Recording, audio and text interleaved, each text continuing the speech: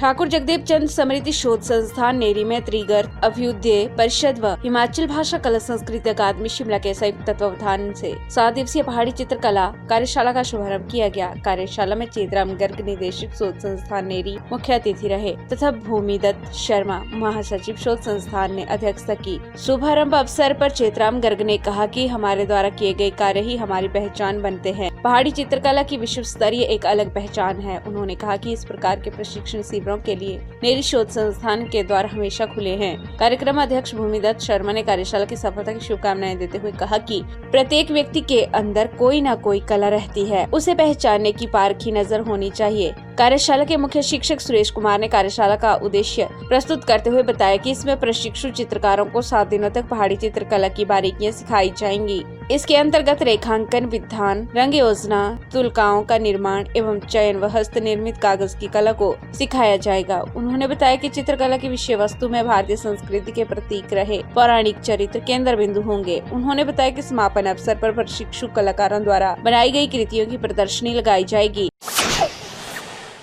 नगर पंचायत भोटा के कांग्रेस के संजय धीमान भाजपा में शामिल हुए। संजय के अलावा मेलराज, राजो देवी, अंतराम, मीना दुग्गल, आशु दुग्गल ने भी भाजपा की सदस्यता ग्रहण की। संजय धीमान ने कहा कि कांग्रेस की न नीयत ठीक है न ही नीति ठीक है। प्रधानमंत्री नरेंद्र मोदी के नेतृत्व में देश ऊंचाइयों पर पहुंच गया है। पूर्व मुख्यमंत्री प्रेम कुमार धूमल ने हमीरपुर के साथ साथ पूरे प्रदेश का विकास करवाया था तथा भाजपा जिलाध्यक्ष एवं पूर्व विधायक बलदेव शर्मा ने बरसर का जो विकास करवाया है उसे जनता आज भी याद कर रही है। वर्तमान में प्रदेश सरकार भी बेहतरीन कार्य कर रही है। इसके चलते उन्होंने भाजपा की सदस्यता ग्रहण की है। कांग्रेस पर प्रहार करते हुए उन्होंने कहा कि कांग्रेस ने हमेशा चाटुकारों का ही साथ दिया है। कांग्रेस की नीतियों से आम जनता पिस चुकी थी। कांग्रेस के कई लोग भाजपा में शामिल हो रहे हैं तथा आगे भी भाजपा में शामिल होंगे। भाजपा जिलाध्यक्ष एवं पूर्व विधायक बलदेव शर्मा ने उन्हें पार्टी का भगवा पटका एवं टोपी पहनाकर उनका भाजपा में स्वागत किया।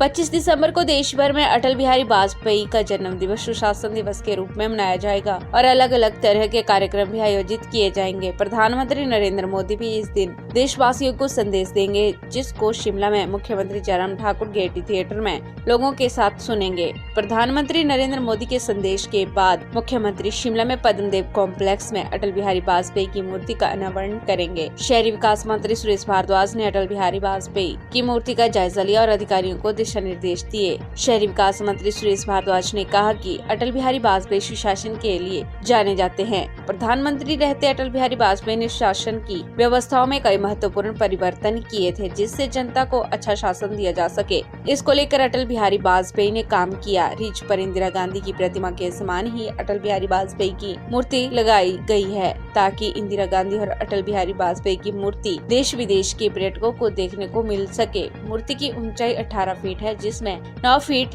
नींव है और 9 फीट ही मूर्ति की ऊंचाई है। 25 दिसंबर को मूर्ति के अनावरण के अलावा कवि सम्मेलन और रक्तदान शिविर भी लगाया जाएगा।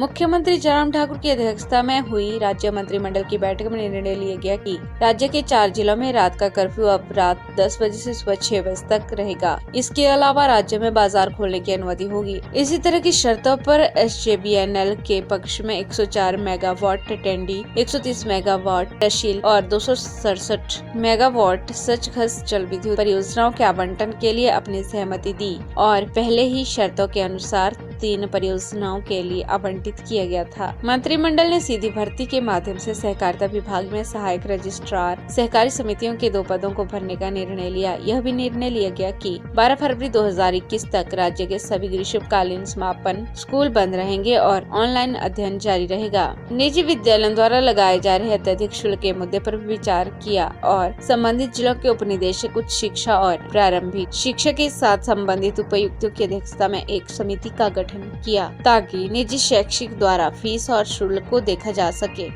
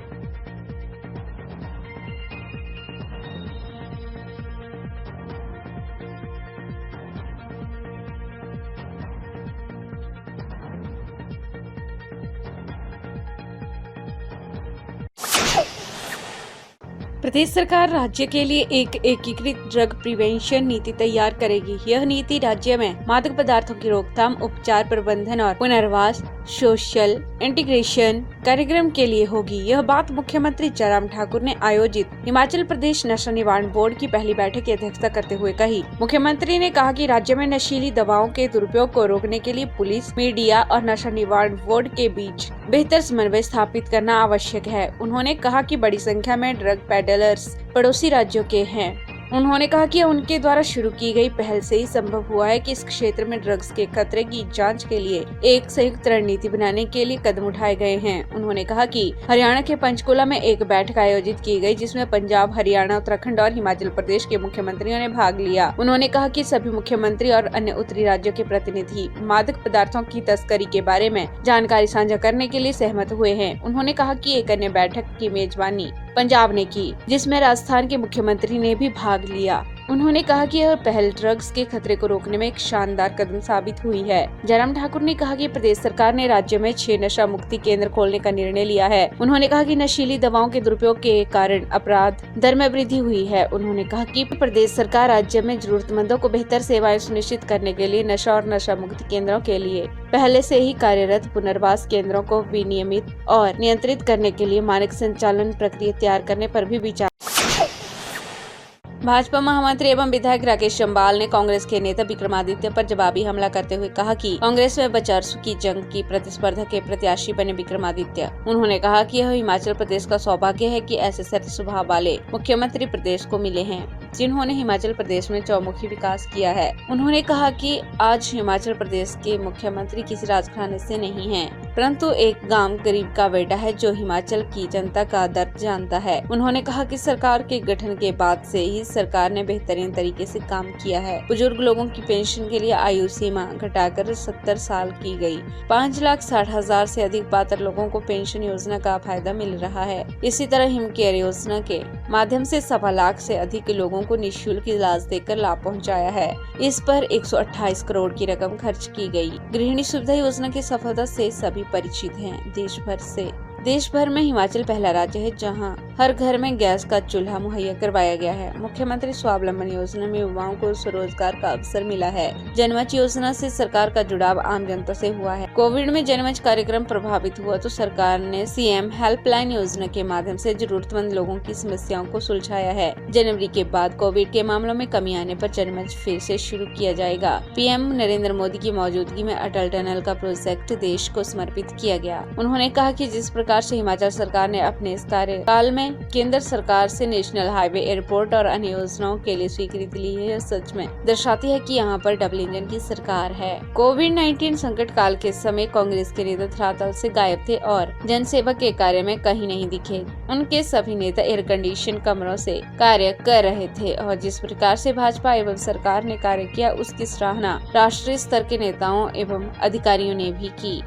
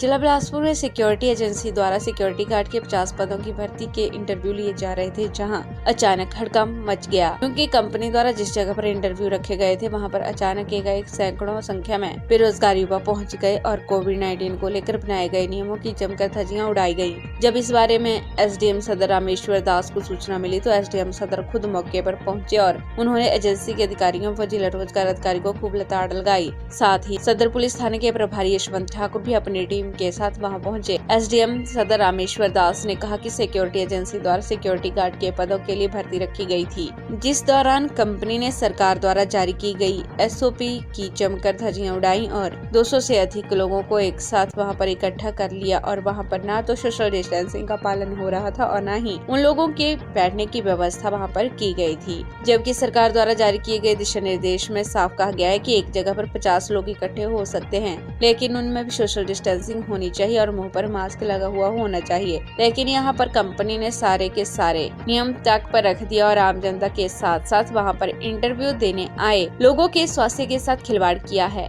जिसको लेकर पुलिस द्वारा मुकदमा दर्ज कर लिया गया है और आगामी कार्यवाही की जा रही है। सूचना के अनुसार सिक्योरिटी एजेंसी द्वारा इंटरव्यू को लेकर समाचार पत्रों में विज्ञापन दिया गया था, जिसके चलते प्रदेश भर से सैकड़ों बेरोजगार युवा रोजगार पाने की चाह में इंटरव्यू देने के लिए बिलासपुर पहुंच गए, जिसकी वजह से वहां काफी भीड़ इकट्ठी हो गई।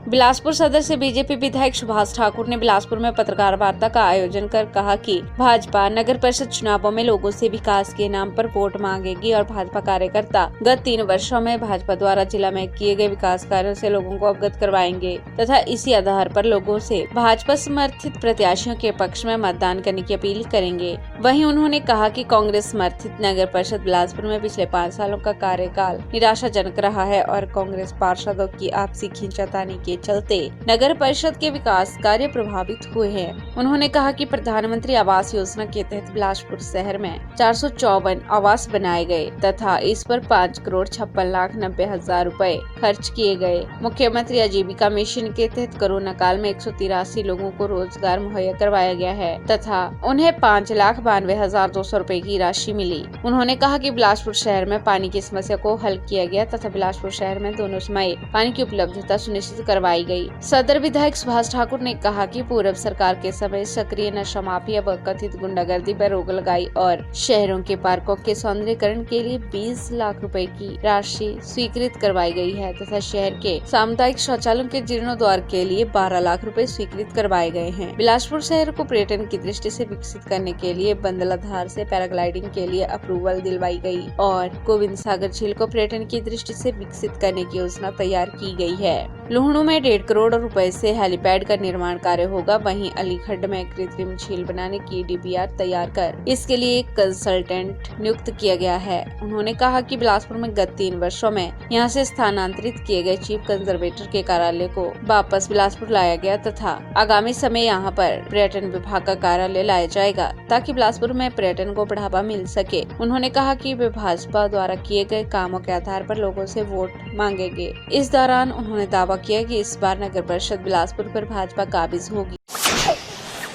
पंचायत चुनावों का बिगुल बज गया है। हर किसी ने चुनावी ताल भी ठोक दी है। सोशल मीडिया प्लेटफॉर्म पर इच्छुक उम्मीदवार अपनी अपनी दावेदारी जता रहे हैं। वहीं ढलियारा वार्ड से भी दर्जनों दावेदार सामने आ रहे हैं। समाज सेवी पुष्पेंद्र शर्मा भी इस चुनावी समर में कूद गए हैं। पेशे से पत्रकार पुष्पेंद्र शर्मा ने कहा कि यह चुनाव विकास के नाम पर लड़ा जाएगा। उन्होंने कहा कि मैं समझता हूं कि दलगत राजनीति से ऊपर पंचायत चुनावों को देखना चाहिए। ढलियारा वार्ड से जिला परिषद के उम्मीदवार पुष्पेंद्र शर्मा ने कहा कि उनका मुख्य मुद्दा विकास रहेगा। वह इसके अलावा सरकार की योजनाओं को धरातल पर उतारने के लिए भी वचनबद्ध रहेंगे। उन्होंने कहा कि विकास की अंतिम पंक्ति तक पहुंचाने का जिम्मा रहेगा, जिसे पंचायती राज बेहतर तरीके से कर सकता है। उन्होंने नौजवानों, बुजुर्गों व माता बहनों से खुलकर साथ देने की अपील की है। उन्होंने कहा कि गौवंश व किसान के लिए बेहतर कार्य किया जाएगा। उन्होंने कहा कि किसान की समस्या गौवंश है। किसान अपने खेतों में काम नहीं कर पा रहा है। पुष्पेंद्र ने चुने हुए प्रतिनिधियों पर यह आरोप लगाया कि वे गौवंश के लिए काम करने में अभी तक असफल रहे हैं। उन्होंने कहा कि किसानों की कई एकड़ जमीन बंजर पड़ी है। उन्होंने कहा कि जो किसान कुछ बीजता भी है तो उसे गौवंश उजाड़ के रख देता है। उन्होंने कहा कि गाँव स्तर पर इस ओर ध्यान देने की जरूरत है। पुष्पेंद्र ने कहा कि इन चुनावों को दलगत राजनीति से ऊपर उठकर देखना चाहिए। जनता बेहतर काम करने वाले को ही चुने। उन्होंने जनता से इन चुनावों में सहयोग करने व वोट करने की अपील की है।